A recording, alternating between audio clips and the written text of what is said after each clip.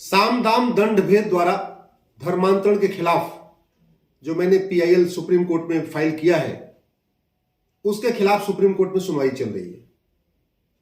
केंद्र सरकार के गृह मंत्रालय, कानून मंत्रालय को सुप्रीम कोर्ट नोटिस जारी कर चुका है, जवाब मांग चुका है और हमें खुशी है कि कल केंद्र सरकार ने अपना जवाब दाखिल किया सुप्रीम कोर्ट में और उन्होंने कहा है कि साम दाम दंड भेद द्वारा जो धर्मांतरण है, ये बहुत गंभीर मामला है।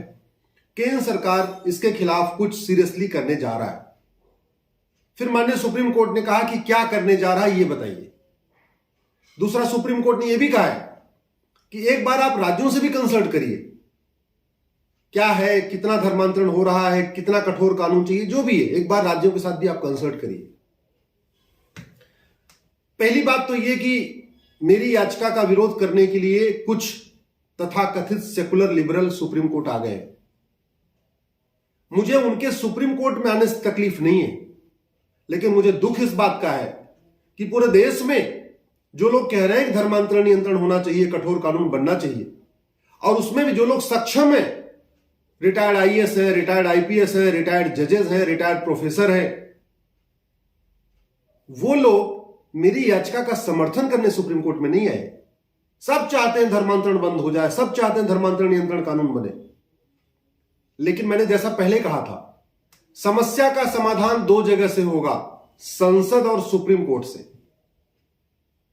और संसद और सुप्रीम कोर्ट में अपनी बात रखना जरूरी है।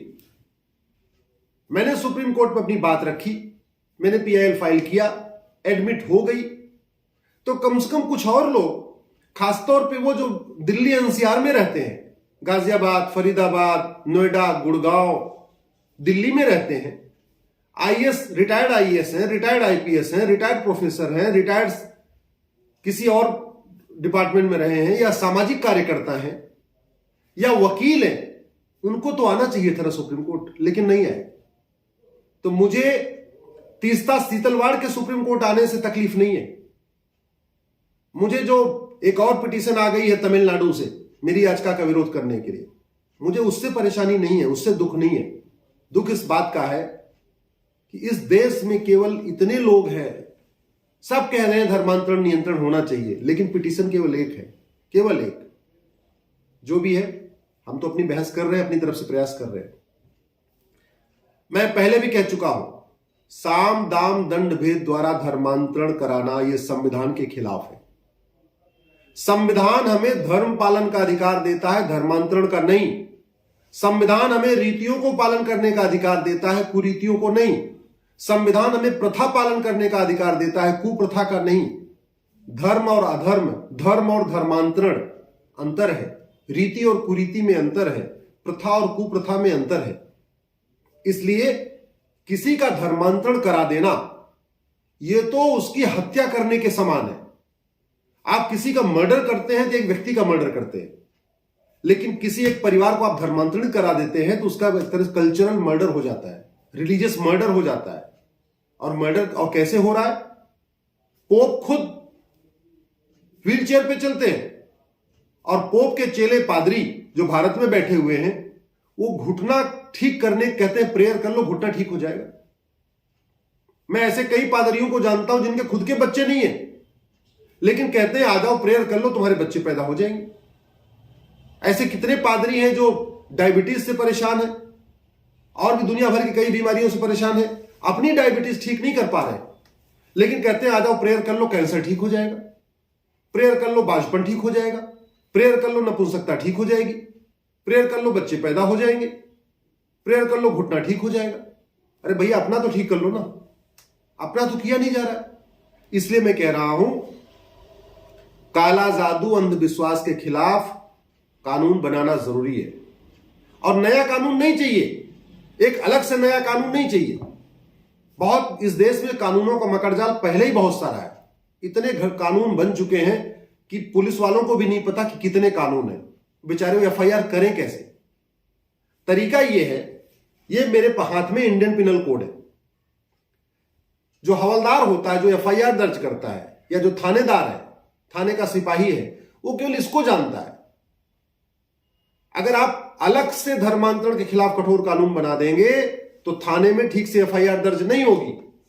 एफआईआर तब दर्ज होगी जब धर्मांतरण के खिलाफ इसी इंडियन पिनल कोड में नई धाराएं जोड़ी जाएंगी। और इस इंडियन पिनल कोड का जो चैप्टर 15 है उसका नाम है ऑफेंस रिलेटिंग टू रिलीजन। इसका नाम ऑफेंस रिलेटिंग टू रिलीजन है। इसका मतलब आप किसी का रिलीजियस सेंटीमेंट हर्ट करते हैं, किसी की धार्मिक भावना आहत करते हैं, धार्मिक रूप से किसी के ऊपर कटाक्ष करते हैं तो अपराध है। लेकिन दुख आप देखिए, धार्मिक भावना आहत करना, धार्मिक भावना भड़काना तो इंडियन पिनल कोड के चैप्टर 15 में अपराध है, लेकिन किसी का धर्मांतरण करा देना अपराध नहीं है। यह मैकाले ने बनाया था 1860 में, जो आज भी चल रहा है। तो मैं ये कह रहा हूं, इंडियन पिनल कोड के चैप्टर 15 में नई धाराएं जोड़िए। धोखे से, लालच देके, स्कूल में एडमिशन कराने की बात करके, हॉस्पिटल में इलाज कराने की बात करके, या काला जादू दिखा के, या अंधविश्वास फैला के, या ये कहना कि नहीं नहीं फला बन जाओ, हिंदू धर्म छोड़ दो तो तुम्हारा तो ये हो जाएगा, जो भी है, झूठ बोल के, धोखा देके, लालच देके, फरेब करके, काला जादू दिखा के, अंधविश्वास फैला के जो धर्मांतरण हो रहा है उसके खिलाफ नया कानून नहीं बनाना, एक अलग से कानून नहीं बनाना, बल्कि इंडियन पिनल कोड के चैप्टर 15 में ही नई धाराएं जोड़ने की जरूरत है। और मैंने अपने पीआईएल में बाकायदा उसका बिल भी बना के दिया है, सरकार के सामने वो बिल भी है। मैंने इसमें बताया है कि किस तरीके से चैप्टर 15 में जो इंडियन पिनल कोड का चैप्टर 15 है उसमें कैसे कैसे अमेंडमेंट करना है, वो बिल भी मैंने इसमें डाल दिया है। आप जरा सोचिए कि हिंदुस्तान में हिंदुओं की क्या स्थिति है। आज की डेट में लद्दाख में हिंदू केवल 1% बचा हुआ है। लद्दाख में हिंदू केवल 1% है।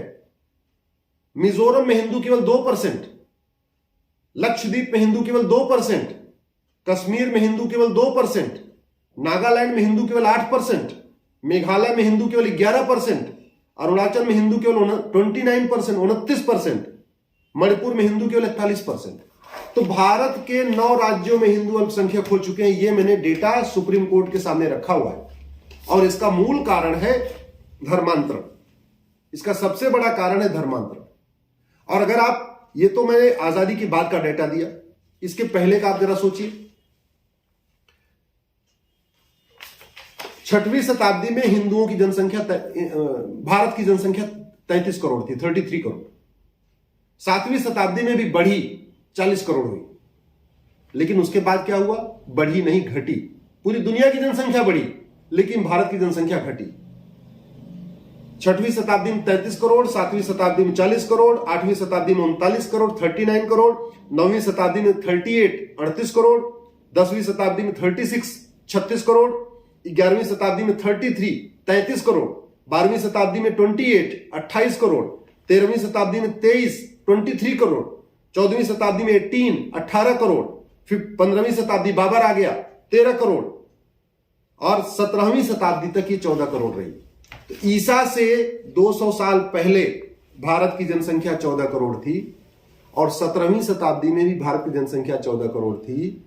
इसका मतलब यह हुआ 1900 साल तक, 1900 ईयर्स, 1900 सालों तक भारत की जनसंख्या बढ़ी नहीं। इसका मतलब क्या हुआ कि भारत कटता रहा, भारत बढ़ता रहा, भारत में धर्मांतरण होता रहा, धोखे से, साम दाम दंड भेद द्वारा लगातार भारत में कन्वर्जन होता रहा। इसलिए मैं कह रहा हूं इसके खिलाफ कठोर कानून बनाना बहुत जरूरी है। अब इसमें देर करना ठीक नहीं है। मैंने ऑलरेडी बिल बना दिया है। जो माननीय सांसद धर्मांतरण के खिलाफ आने वाले पार्लियामेंट सेशन में बिल पेश करना चाहते हैं उनको मैं बिल बना के देने के लिए तैयार हूं।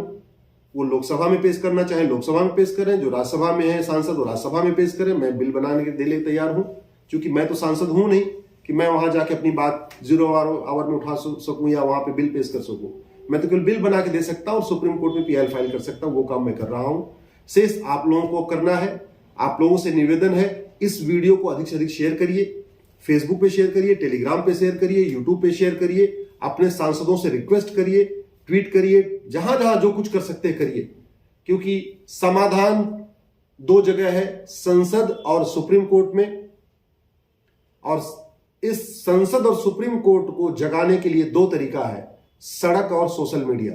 तो या तो सड़क पे उतरिए, सड़क पे नहीं उतर सकते हैं तो सोशल मीडिया में अपना समय दीजिए, 5-5 हजार फेसबुक फ्रेंड बनाइए, और मेरे टेलीग्राम पे ये वीडियो अवेलेबल है या मैंने फेसबुक पे वीडियो डाल रहा हूं, आप वहां से उठा लीजिए। यूट्यूब पे भी मेरे चैनल ये वीडियो पड़ा हुआ है, यूट्यूब चैनल को सब्सक्राइब कर लीजिए, वहां से शेयर कर दीजिए।